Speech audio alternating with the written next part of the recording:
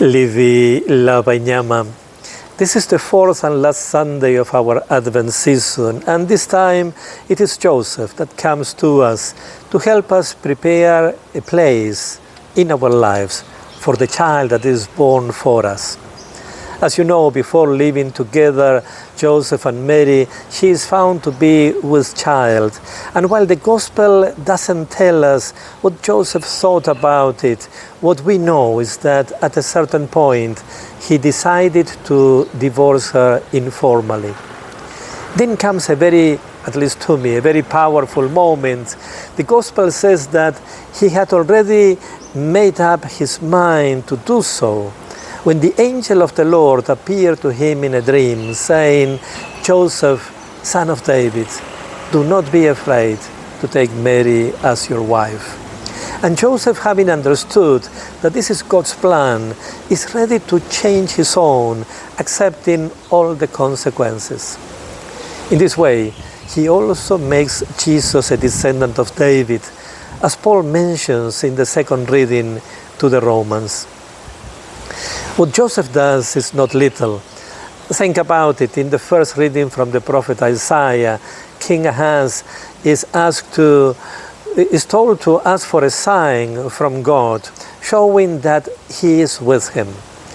And the king, in the name of not tempting God, refuses to do so. The truth is that if God would grant him that sign, the king will have to change the plans he had already made. And for some reason, the king seems to feel it is too risky to trust God. Back to the Gospel, Matthew in this passage sees the fulfillment of that first reading.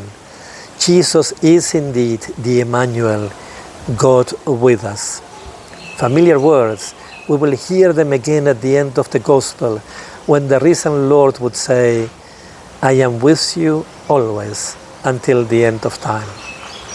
So as we prepare for Sunday, the day of the Lord, remember we will light the fourth candle of Advent, the candle of love, a reminder of the love of God who sends us his own Son to be with us always.